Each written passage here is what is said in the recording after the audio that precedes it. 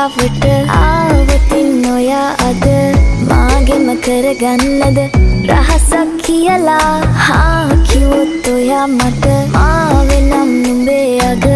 රජිනිය සදහට මං දෙවරක් නොහිතා සැරෙන් සැරේ කෝලෙන් බල බලා ඇසේ අස්සෙන්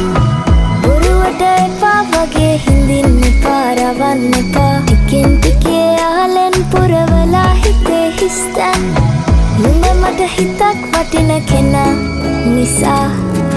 චුට්ටක් කතාවට ආවොතින් ඔයා අද මාගෙම කරගන්නද රහසක් කියලා කිව්වොත් ඔයා මට මාවෙනම් නුඹේ අග රජිනිය සදහට මං